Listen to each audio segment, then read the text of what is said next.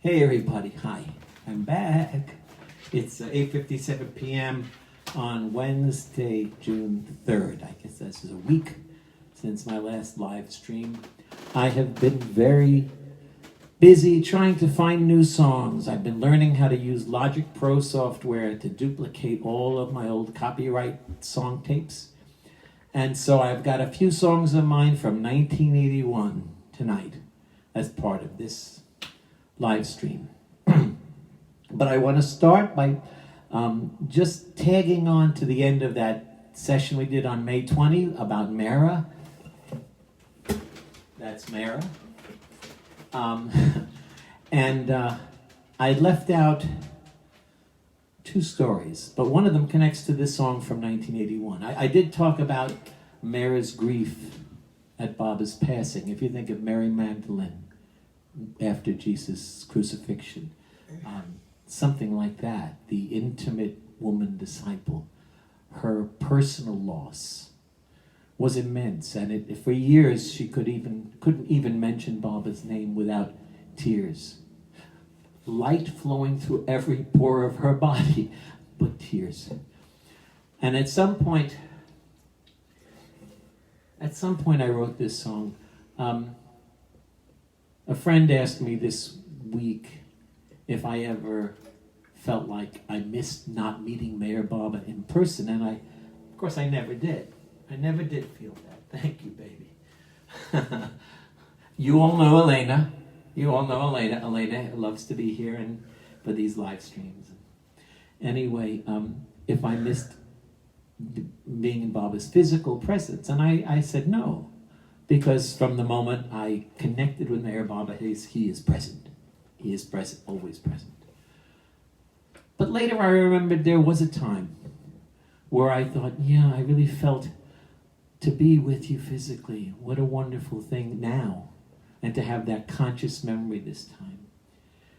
And I wrote this song, and it turned out to be more about Mehera's grief at Baba's passing.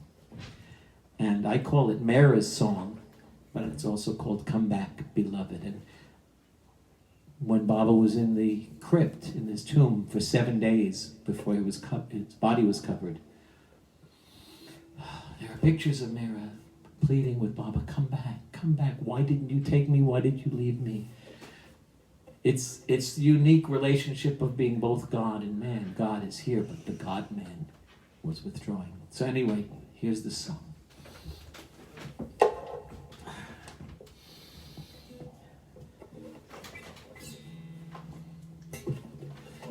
I'm going to lower this a bit later now, and put it up later.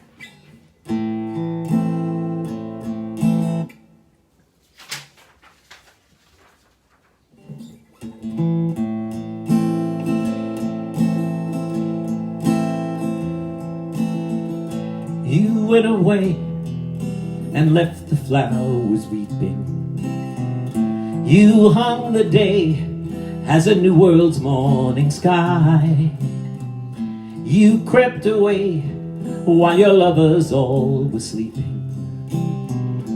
And now the day brings tears to every eye. We can never say goodbye. Come back, beloved, don't stay away so long. Come back, beloved, it's with you that we belong. Come back, beloved, our hearts are not that strong. Come back, beloved, it's with you that we belong. What use is day when nighttime comes so quickly? What place to stay when you have gone away? What use is love when it leaves the lover lonely? What use are words when you will not hear them say what our hearts cry every day? Come back, beloved, don't stay away so long. Come back, beloved, It's with you that we belong. Come back, beloved, our hearts are not that strong. Come back, beloved, it's with you that we belong. It's with you that we belong.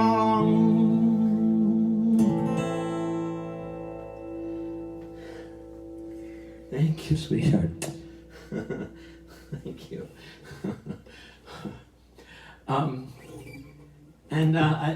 I went to India. It was maybe my 7th trip, but I went my first trip alone without any group, any other people. And in 1982, January. And I had written all of these songs in 81, and I sang some of them for Mehera. And of course I wanted to sing that one, but it was as if Baba in me was whispering, don't. It will be too much for her. But now she's back with Bob, so I can do that. And I wanted to share this one other story about Mehera that I left out of that marathon session of remembrance and songs on the anniversary of her passing, the 20th. What I think of as the last time I saw Mehera, it may or may not have been, but you know, there were always, she would come out on Baba's porch, the porch outside of Baba's house. And she would sit there and we would all kind of gravitate over to stand in front of the porch and to listen to her and to just be in her presence. It was a wonderful thing. And there were big crowds. Mainly the women were up on the porch and the men were mostly standing just in front of the veranda. And there were scores of people usually, sometimes a few, but often many.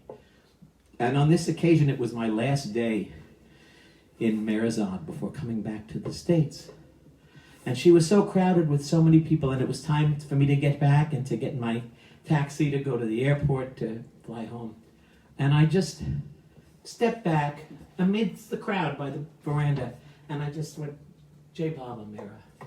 And she looked at me, and she, with so much love and so sweetly, Jai Baba. And I walked back. It's, I don't know, a field's length maybe to where you cross to the other side of Meherabad to go to where the cars are to leave. And I backed away because I didn't want to lose sight. I wanted to keep taking in the experience, and I didn't want to lose sight of Mehera. And every once in a while, I would turn around, and even though she's getting farther and farther away, I would raise my hands and say, Jai Baba, Mehera. And no matter what she was doing, from the distance, with all those people there, she looked up to me and gave me a Jai Baba. And this happened 2-3 times. And then finally I got to this thing called the Blue Bus, where Baba had gone on tour during the 30s. And it's the last place before you leave sight of Baba's porch. And very far. And just in the distance, for my own heart's sake, I just went, Jai Baba, Mehera. And from that distance, she returned my prayer. That's the acuteness of sensitivity and thoughtfulness. I'm sorry, I could have kept that on there, baby. Of thoughtfulness of Mehera. And I left that story out of my tribute. So, okay, now.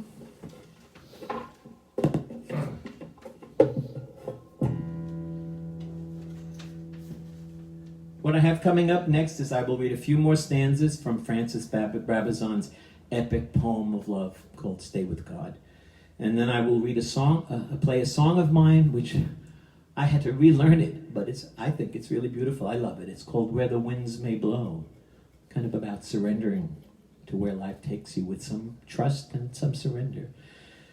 And then 2 poems of mine, To Be in Love, and another, because of what we're going through right now in this country. Not just now, it's coming to a peak just now. But another poem of mine called Bias Stings. And it's particularly about religious folks, Christ-centered folks, who have no problem with that, with bias and bigotry. And then finally I have a song I love and I'd forgotten and I've relearned it. So now, okay. Elena has a lot she wants to say. Mainly she's saying, let's have some more music.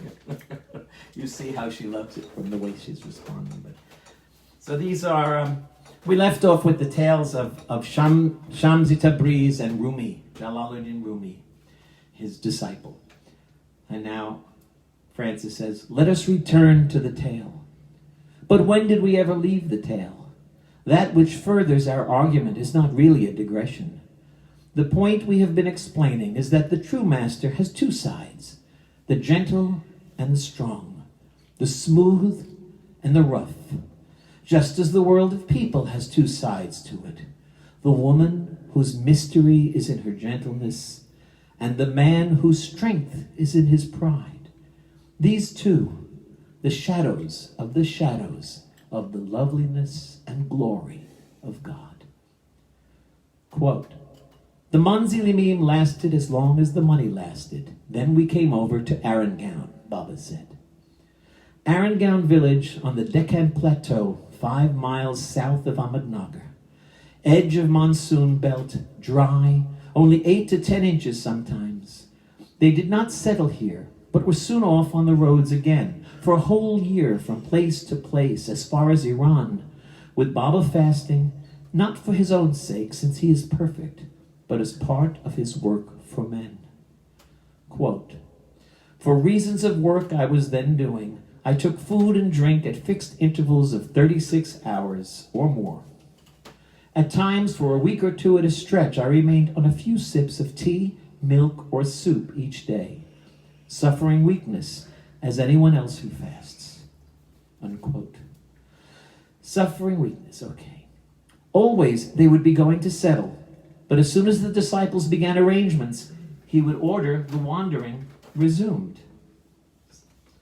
Finally, they came back to Arangown and settled on a paddock which a disciple had bought outside the village, and on which was a stone water tank, military purposes, 14 by 18 feet. Stayed 4 days, came back again for 11 days, a third stay of 2 days only, and a fourth of 3 months. Each time camp clearing, water carting, the tank was empty. Building, first period of Gamela Yoga, hard yaka for the disciples. That's the yoga of hard labor. Finally, they came back to Arangown and settled on, I just read that. A windy, desolate slope, everywhere overgrown with thorn bushes and infested with snakes and scorpions. They cleaned out the tank for a meeting room and added a story for a dormitory, laid out a garden, built a stone cavity, earth-filled wall around the lot, piped water from a well 1/2 mile away, built a small room of stones and lime for Baba where he sat when he did the other sort of work he does while he is here. In January 1925, Baba settled in permanently, as far as permanently can mean to a man to whom the too solid earth itself is but a moving shadow across the margin of existence bliss.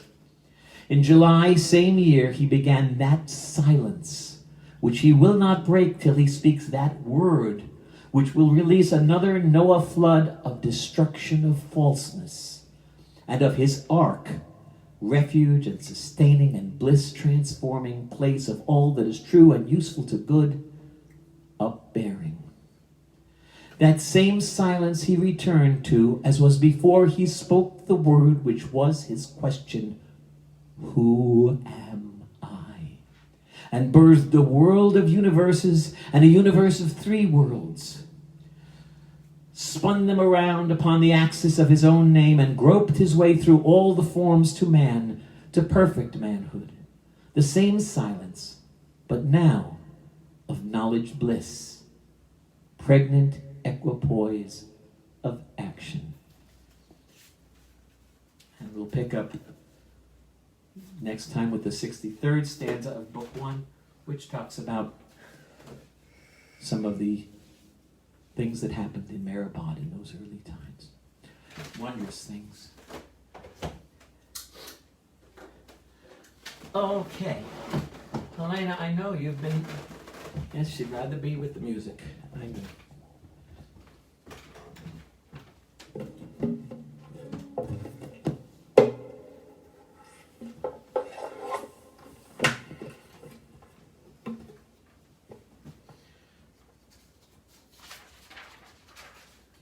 Okay, this is one of those songs from 1981.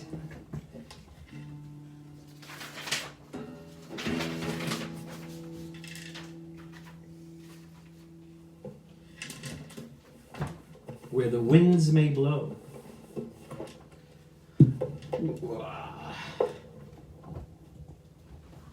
You ready, baby?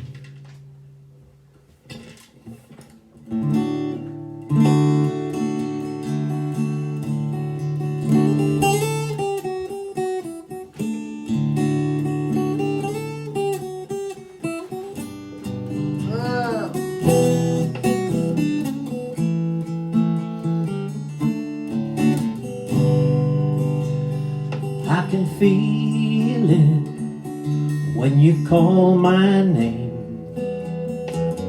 when you play my game, when you call my name. Can't you feel it when I say hello? Doesn't someone glow? Doesn't someone know where the winds may blow?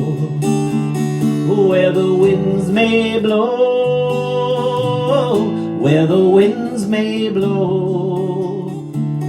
Will they carry us high, or will they carry us low? Will we reach for the sky, or will we fall like the snow? Only time will tell where the winds may blow.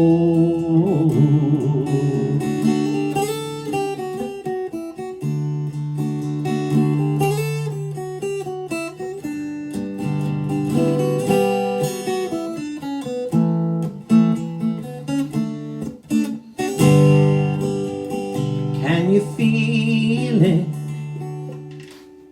If you feel it, come and let me know. Come and let it show. Come and let love grow. If you conceal it, how am I to know? Come and let it show. Well, how am I to know where the winds may blow? Where the winds may blow? Where the winds may blow? Will they carry us high? Will they carry us low? Will we reach for the sky, or will we fall like the snow?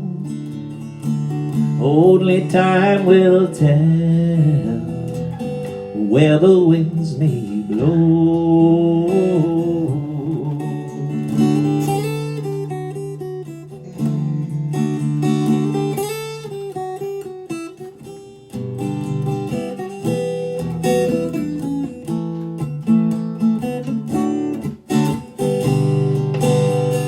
I've been calling, but you will not hear.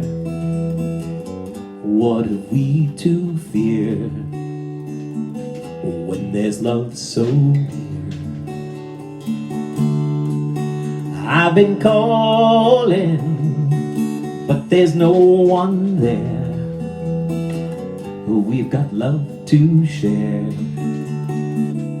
Go and brush your hair and come with me anywhere, where the winds may blow, where the winds may blow. Will they carry us high, or will they carry us low? Or will we reach for the sky, or will we fall like the snow?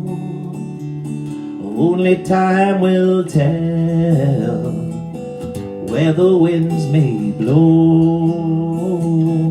Only time will tell where the winds may blow.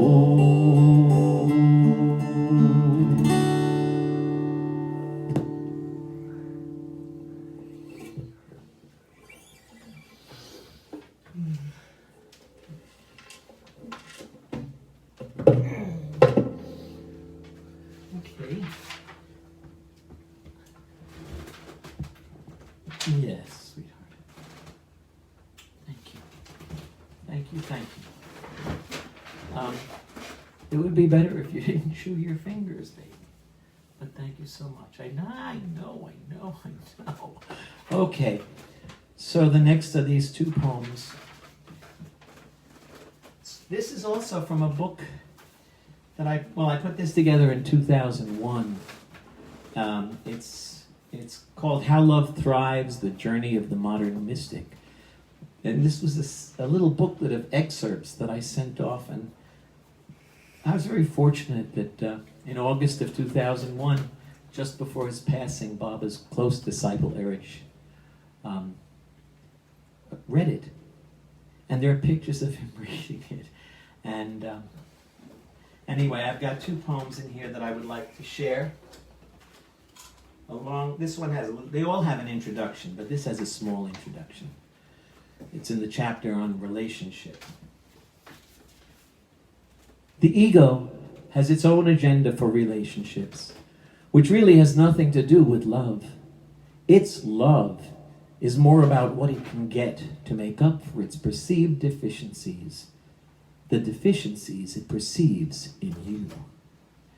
To that end, it fosters the grand illusion of being in love as a substitute for simply being in a state of love. And this is called to be in love. In love is cute, but love is power.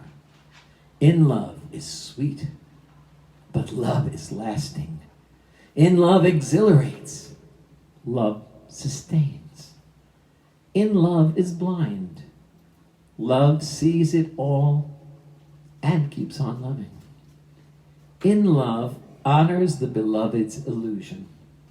Love honors her reality. In love is a hook. Love is an agreement. In love is a prize. Love is a path and its goal. In love hides despair and limitation. Love reveals bliss and freedom gradually. Unless in love is linked to love, it has to lead to broken dreams. For love is what is. In love, what seems. In love believes that two can be one. Love reveals the fact of union. In love is exciting, and then it ends. Love requires work, but just keeps on growing. In love needs bodies and ends in death. Love is eternal, life's very breath. When partners join grounded in spiritual life, it gives entirely new meaning to husband and wife. And I wrote that on Wednesday, October 27, 1999. I'm also an astrology student of a lifetime, and so I always mark the dates and times. So this next one, this is about the strange byways that we as humans can get on when we hear a spiritual calling and follow it, and then follow something else into a blind alley. that allows the darkest of qualities to masquerade in the name of spiritual being. And perhaps the most disturbing, and especially now we're seeing this a lot, is when bias wears the cloak of religion. So this is called, or any spiritual path, because none of us are immune from this, as long as we have egos, which we will have. This is called bias stings. Bias stings. Yes, baby. You want to make some music? Here, I'll put this on a bit. How's that? Okay? You want to make some music while I'm reading. This is called bias stings. Bias stings, especially when it's in his name. Especially when it's in the frame of his remembrance, surrounding an empty image. Love sings, especially when it's in his name, especially when it's in the frame of his remembrance, surrounding an image of itself. Denial clings, especially when his love would rise, especially to cleanse our eyes of all our vain false images. Healing rings, especially when we release, especially in the name of peace, all grievances, dark images. Spirit wings, especially when bias brings especially dark secrets to his feet. Images of holiness will not replace the beam of love from love's own face. The race is not to the swift, but to those who are full of grace. If you do not see the Christ in me, you are following your own false reality. Bias stings, especially when it's in his name, especially when it's in the frame of his remembrance, surrounding an empty image. Thank you, baby. That was written on Monday, January 8th, 2001. So I think I just got one more song.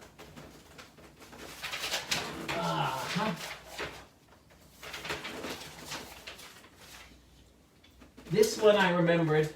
I printed out, I typed up the words today just to be sure, but I really like this one. It was sort of inspired musically by the wreck of the Edmund Fitzgerald, just the feel of it. Just the feel of it. But okay. And yeah, it's about the journey. It is about the journey. And the disillusionments, which are a big part of the journey. Yeah. Yeah, baby. Thank you. I'm going to lower that now. Okay.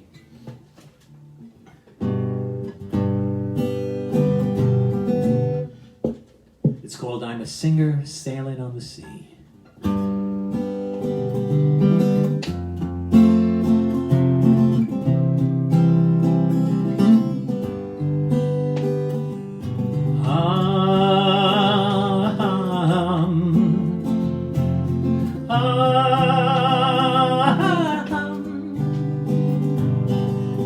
Once upon a time, I think it happened.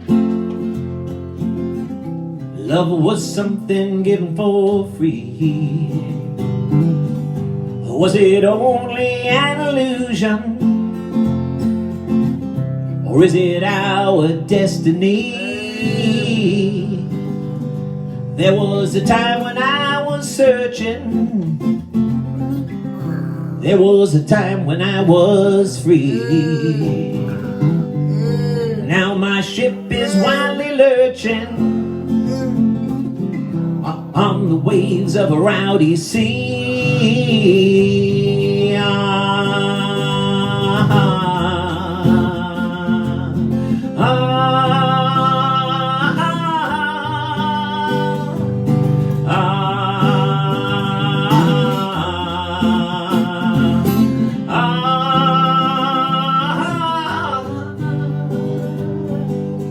Days gone by are gone forever. Days to come just can't be seen. All I care about now is the weather and the dream of a place where the land is green. I've been singing for years together, and my song has carried me far. Sometimes for worse, sometimes for better. In this dark night, it's a shining star.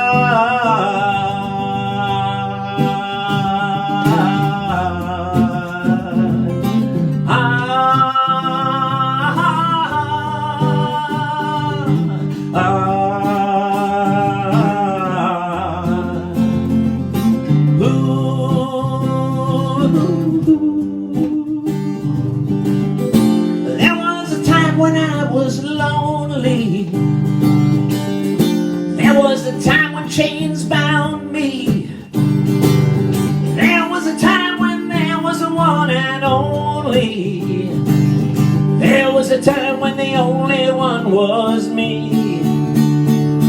Now I'm a singer sailing on the sea.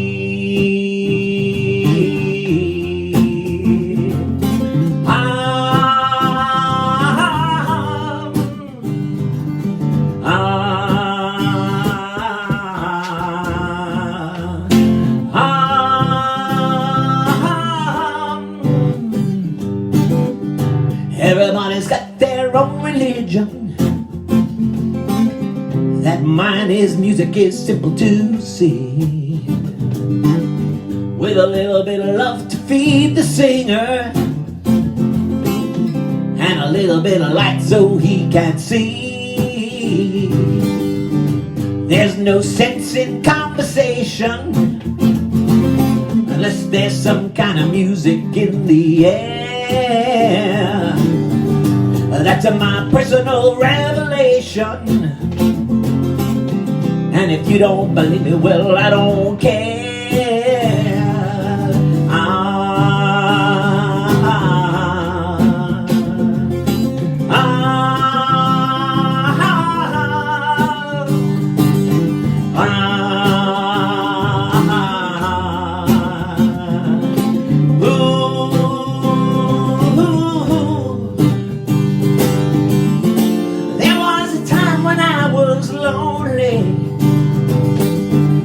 There was a time when chains bound me. There was a time when there was a one and only. There was a time when the only one was me. And now I'm a singer sailing on the sea.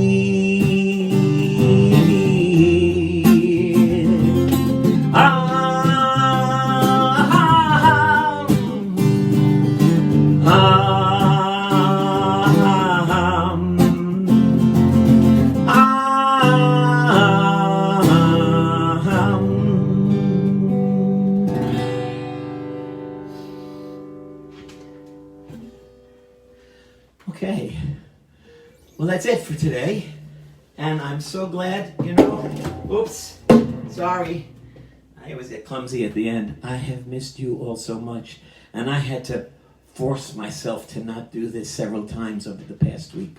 But if I don't get all these songs transferred to digital and relearn them, it's going to all be gone. So I'm going to do that during the week and probably come back, God willing, a week from now and bring you some more. And before I go, I'm going to go and say hi to whoever I see still right now on the screen. Hold on. Madeline, I've been thinking of you, especially with that last song, and happy birthday. My friend Madeline Chapman, who I met when Zeke and I went to see Gordon Lightfoot at the B.B. King Blues Club, and we had a front row table that we shared with her friend Jennifer, who both became good friends, and God bless you. You love music, and you're wonderful folks, and I'm so glad to see you here again. And thank you for everyone who's here and everyone else who will come and see this later. God bless. Thank you so much. Bye-bye now. And Elena's saying bye too right now. Okay.